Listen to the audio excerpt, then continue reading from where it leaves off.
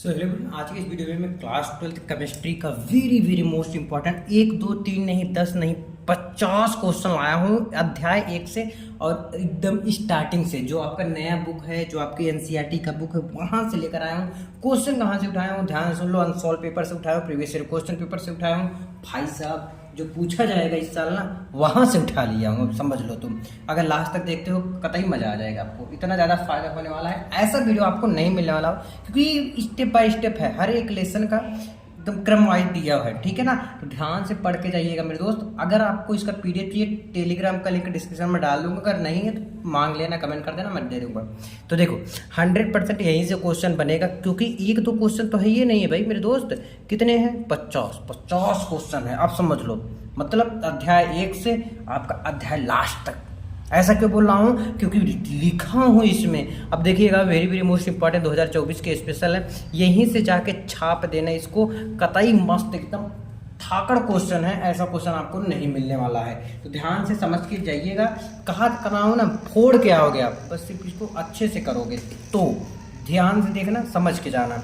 देखो अब यहाँ पर है मोललता और मोलरता। अब समझ लो 2 क्वेश्चन तो यही होगा, लेकिन मैं इसको क्या लिखा हूँ, 1 क्वेश्चन है। देखो मोललता किसे कहते हैं और मोलरता किसे कहते हैं, इन दोनों का जो फॉर्मूला होता है वो भी आपका पता होना चाहिए। विमीय सूत्र क्या होता है, जो फॉर्मूला है ना, ये क्या होता है, ये भी आपको पता होना चाहिए। तो मोललता और मोलरता किसे कहते हैं, क्या होता है ना, कैसे इसको डिफाइन करेंगे हम लोग, तो ये चीज़ बहुत ज़्यादा जरूरी है।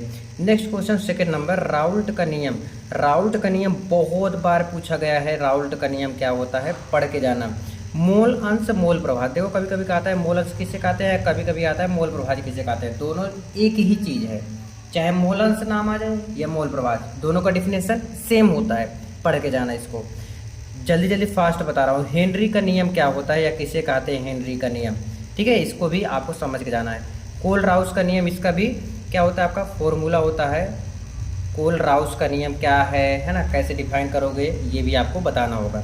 वैद्युत अपघटनी सेल और वैद्युत रासायनिक सेल में अंतर, इन दोनों सेल, वैद्युत अपघटनी सेल क्या होता है और वैद्युत रासायनिक सेल क्या होता है, इन दोनों का अंतर बताना है, जो कि पूछेगा एग्जाम में। दोनों का अंतर क्या होता है मेरे दोस्त, ऐसे कहेगा तो बताना पड़ेगा। अब कम से कम 4 अंतर तो लिखना पड़ेगा। कितने 4 अंतर लिखना पड़ेगा। नेट समीकरण क्या होता है। नेक्स्ट है 8वां नंबर, मानक इलेक्ट्रोड विभव। क्या मानक इलेक्ट्रोड विभव किसे कहते हैं, क्या होता है मानक इलेक्ट्रोड विभव। इलेक्ट्रोड रासायनिक श्रेणी किसे कहते हैं, किसे, इलेक्ट्रोड रासायनिक श्रेणी किसे कहते हैं, क्या होता है इलेक्ट्रोड रासायनिक श्रेणी। ठीक है, देखो अब क्रिया की आणविकता, नेक्स्ट लेसन में अब क्रिया की कोटि। भाई साहब मस्त क्वेश्चन है। अब क्रिया की आणविकता और कोटि में अंतर पूछता है, और क्रिया की आणविकता से न्यूमेरिकल जो होता है ना, वो भी आता है। अब क्रिया की कोटि पूछता है भाई, पूछता है। कम से कम 4 अंतर लिखना। 2 नंबर में आपका एग्जाम में आ सकता है, ये क्रिया की आणविकता क्या होता है और अक्रिया की कोटि क्या होता है, अंतर बताओ, तो अंतर लिखना पड़ेगा। प्रथम कोटि की अपक्रिया, प्रथम कोटि की अपक्रिया और शून्य कोटि की, और शून्य कोटि की जो फॉर्मूला होता है वो 1 नंबर में पूछा जाता है। ठीक है, 1 नंबर में पूछा जाएगा। तो प्रथम कोटि की अपक्रिया का वेग स्थिरांक का व्यंजक बताओ, वेग स्थिरांक का व्यंजक बताना है। अगला है अभिक्रिया का वेग पर ताप तथा सांद्रण के प्रभाव को समझाइए। किसके, वेग, ताप तथा सांद्रण के प्रभाव को समझाना है आपको। नेक्स्ट आपका शून्य कोटि की अपक्रिया आया ना, शून्य कोटि बताया था प्रथम कोटि, फिर आगे आपका शून्य कोटि। तो भाई साहब प्रथम कोटि और शून्य कोटि दोनों क्लियर कर लेना। शून्य कोटि की अपक्रिया को उदाहरण सहित समझाना है। कौन सी, शून्य कोटि की अपक्रिया को। ठीक है, ब्राउनी गति, ब्राउनी गति क्या होता है, अच्छा कैसे आएगा एग्जाम में, टिप्पणी करो आ जाएगा। किसे क्या आ जाएगा, टिप्पणी करो। और कम से कम 1 2 3 दे सकते हैं, या तो 2 तो पक्का देते हैं टिप्पणी करने के लिए, और पृष्ठ रसायन पाठ से लिया गया है। ठीक है, कौन कौन सा हो सकता है। ब्राउनी गति क्या होता है, टिंडल प्रभाव, ये तो दोनों बहुत इंपॉर्टेंट है। ब्राउनी गति क्या होता है मेरे दोस्त, जो टेढ़े मेढ़े हमेशा गति करता रहता है, कभी कभी सीधे भी गति करता है। यहाँ गया, ऐसे गया, ऐसे गया, ऐसे गया, मतलब देख रहे हो, यूं यूं, और यह देखो ऐसे, है ना। तो ये इस प्रकार से जो टेढ़े मेढ़े हमेशा गति करते रहते हैं, ब्राउनी गति होता है, जो कि बता रखा हूँ। टिंडल प्रभाव क्या होता है, जो प्रकाश वाला है, बताया होता है इसको। ठीक है, तो ये भी टिंडल प्रभाव ही पढ़ लेना।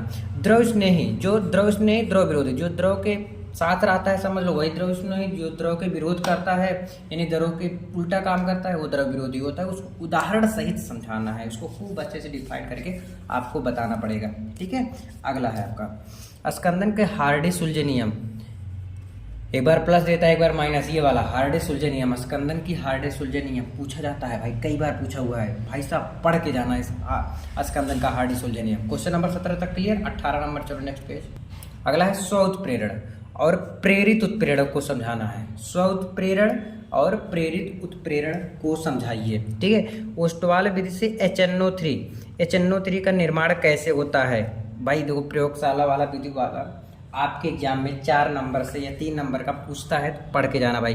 प्रयोगशाला में ओजोन बनाने की विधि, किसी एक विधि का वर्णन करो। प्रयोगशाला में कि ओजोन किस प्रकार से बनता है, इसी एक विधि का वर्णन करना है।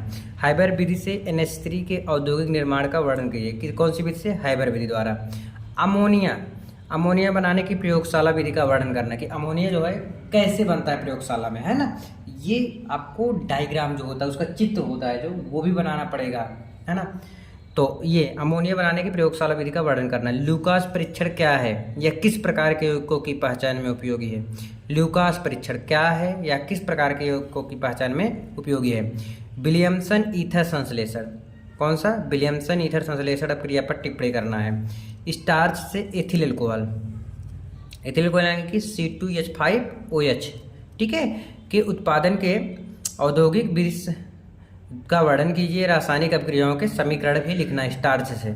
वह अभिकर्मक जिसके साथ एस्टेल्डिहाइड, ध्यान सुनो, एस्टेल्डिहाइड और एसीटोन दोनों आसानी से अपक्रिया करते हैं। वह कौन सी अपक्रिया है जिसमें एस्टेल्डिहाइड और एसीटोन दोनों आसानी से अपक्रिया कर लेते हैं? ये आपको बताना है। कौन सा यौगिक कई अनुजारों अपक्रिया नहीं देता है?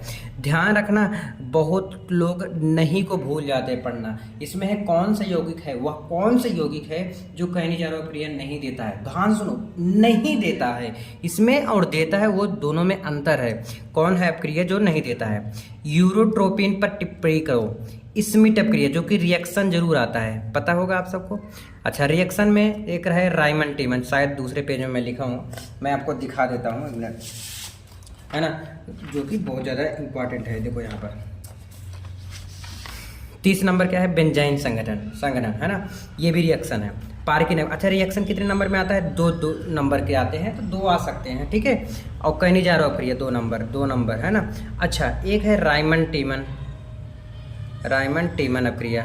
अब राइमन टीमन बहुत लोग बोलते हैं, बहुत लोग राइमर टीमन बोलते हैं, तो दोनों समझ जाइएगा एक ही चीज़ है।